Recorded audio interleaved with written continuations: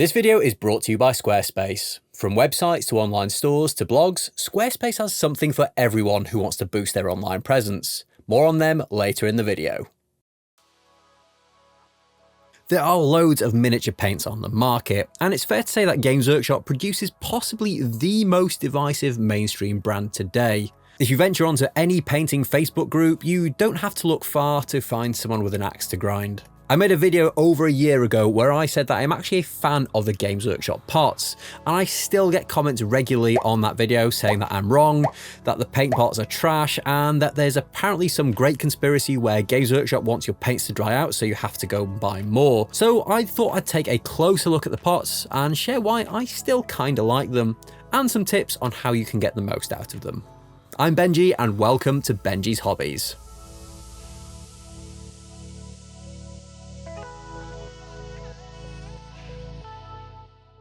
So why do I, and seemingly so many others out there, like the pot so much? Well, they're available pretty much everywhere that sells miniatures or miniature games.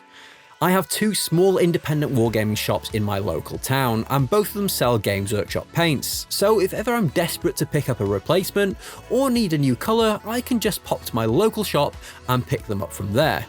From a beginner's point of view, they're also really simple to use. Whilst the base, shade and highlight principle are probably the most commonly used painting methods, Games Workshop makes it pretty easy to pick the right colours for the job. For seasoned or experienced painters, this might seem pretty trivial, but for newcomers to the hobby, it's a very easy and accessible way to get a half-decent result. And from a quality point of view, Games Workshop paints are generally pretty good. Other than a few colours, they mostly give a pretty good and even coverage on a primed surface, and overall I've been very happy with the results I've had over the last few years. Despite trying other brands, there are some colours I just keep coming back to, especially the reds and browns, so I personally think they're pretty good quality. Except for you, Corax White. You can go to hell. So with so much to love, why do people dislike the Games Workshop paint so much? Well, gram for gram, they are more expensive than other brands out there, which is a pretty valid criticism. I've already done a comparison video on this, so if you want to go and check that out and see the detail and check out how bad my math skills are, then I've linked the video up above. The main reason that people seem to hate them though is the containers that they come in. Citadel and Games Workshop paints for as long as I can remember have come in some sort of pot. Back when I started in the hobby, they came in these hex-shaped pots with a black flip-top lid. Sadly, I don't have many of these left now, and I do look back on them quite fondly, and possibly with rose-tinted glasses. Now the paints come in these soft plastic containers, which still have a flip-up lid. But these days, it's rubberier and more flexible instead of the hard plastic. Other than a few more niche ones, the majority of the bigger paint brands such as Vallejo, Army Painter, and one of my firm favourite brands, Pro Acryl, come in dropper bottles as opposed to pots, which do present some advantages. Arguably, it's easier to use dropper bottles to apply paint to the palette, but I don't really have any issues in dipping the tip of my brush in the pot and then applying it to my palette. I personally feel like I have a lot more control over how much paint ends up on the palette in this way, but I guess that's just a difference of opinion. Now, one thing that the pots are terrible for is dropping paint into an airbrush, and it's the reason why I now 100% use Pro Acryl paints when I'm doing any airbrush work. Before we go on to talk about the main problems with the pots, let's hear a little bit about today's sponsor. Now, I have long considered setting up a website to support my YouTube channel, but the thought of trying to set one up when you're not particularly tech savvy like I am was really off-putting. That was until Squarespace reached out to me. I had no idea that setting up a website could be so simple. Using some preset templates, I added my own headers, images and text, and boom, I have a website that looks like it was made by a professional. I'm particularly excited about starting my own blog to accompany the channel. There's loads of stuff I'd like to talk about, including reviews, unboxings, and personal projects that might otherwise not make it onto YouTube, so this is the perfect way for me to share these with you. If you fancy setting up your own blog or setting up a website, then visit squarespace.com/Benji's Hobbies to receive 10% off your first purchase. Okay, back to the video. The main complaint I seem to hear about Games Workshop parts is the fact that they tend to dry up. Now, I've bought a lot of pots over the years, and in all honesty, I've had very few of them dry up on me, and when they have, there's a reason for that, such as me not closing them properly after I've used them. One thing that can happen and will absolutely contribute to your paint drying out is paint drying around the cap. It almost forms like a second skin, which then stops the cap from being able to fully close. So is there any way to prevent this?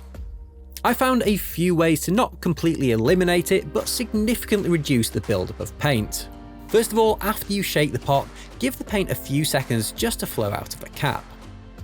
If you open it up straight away and the cap is full of paint, then you're more than likely going to get some spillage. When you then open the paint, rather than opening the lid back fully, you can use the rim of the pot to remove the excess from underneath the tab inside the cap.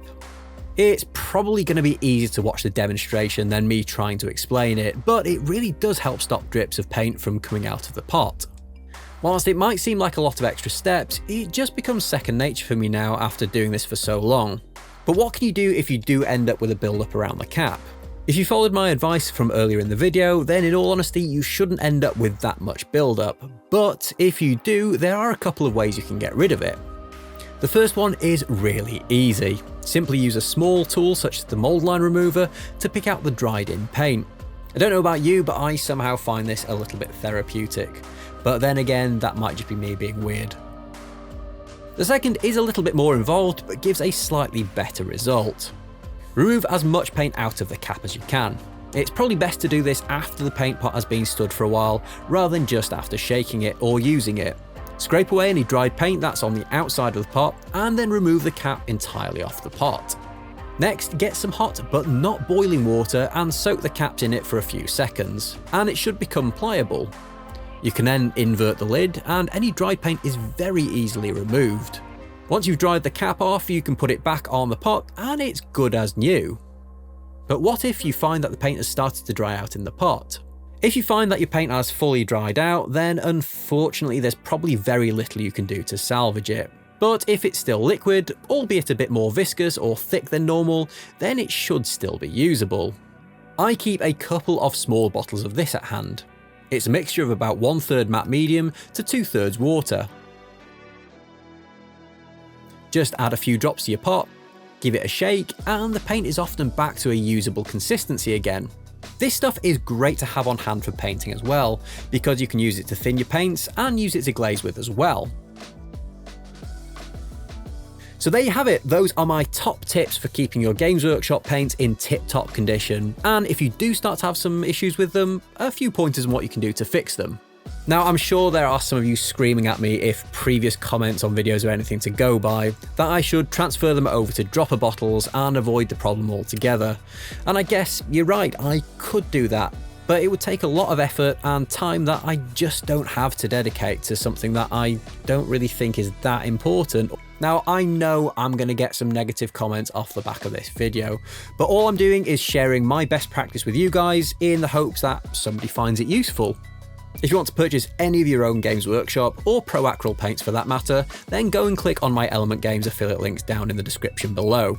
By purchasing anything with that link, I get a little kickback from Element Games as a thank you at no extra cost to you. Finally, make sure you go and check out this video's sponsor, Squarespace. If you visit squarespace.com/Benji's Hobbies, you'll not only get a free trial, but also save 10% off your first purchase. All the links you'll need are in the description below. As always, thank you so much for watching, and I will see you in the next video. Oh, and please be nice in the comments.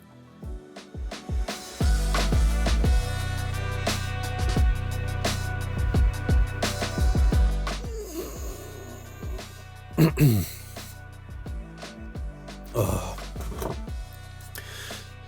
Someone's definitely going to comment on how I said Vallejo. Vallejo. Vallejo. I'm not Spanish. I don't know how to pronounce it. Vallejo's close enough.